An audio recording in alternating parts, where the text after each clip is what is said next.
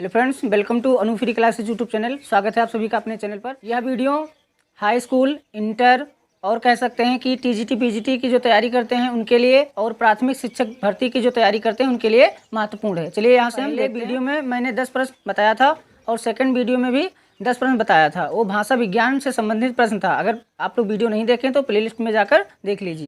चलिए हम तीसरी वीडियो में देखते हैं कि रचना व रचनाकार से संबंधित जो प्रश्न पूछे जाते हैं। इसमें फर्स्ट क्वेश्चन है, हिंदी के प्रथम गद्यकार कौन है?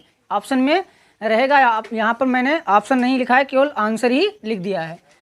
तो हिंदी के प्रथम गद्यकार कौन है? तो लल्लू लाल हैं। और भारत भारती काव्य के रचनाकार कौन है पूछा जाए तो मैथिली शरण गुप्त हैं। और हिंदी का प्रथम महाकाव्य पूछा जाए किसे माना जाता है तो पृथ्वीराज रासो को माना जाता है। वहाँ पर कन्फ्यूज करने के लिए रामचरितमानस या फिर महाभारत या कुछ भी दे दिया जाएगा। तो याद रखिएगा कि हिंदी का प्रथम महाकाव्य किसे माना जाता है तो पृथ्वीराज रासो को माना जाता है। और चौथा प्रश्न है, हिंदी गद्य का जन्मदाता किसको माना जाता है? पूछा जाए हिंदी गद्य का जन्मदाता किसको माना जाता है तो भारतेंदु हरिश्चंद्र को माना जाता है। और पांचवा प्रश्न है, खड़ी बोली के प्रथम महाकाव्य का नाम क्या है? तो याद रखिएगा प्रिय प्रवास है।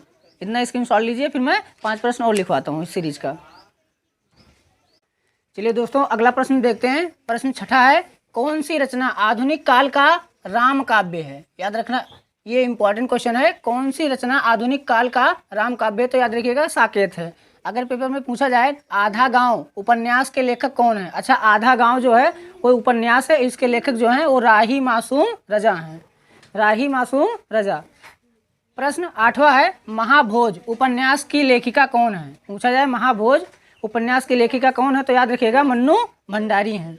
अच्छा, माँ से मन्नू याद रखिएगा, और भा से भोज और भा से भंडारी, ये थोड़ा ट्रिकी है। महाभोज मन्नू भंडारी।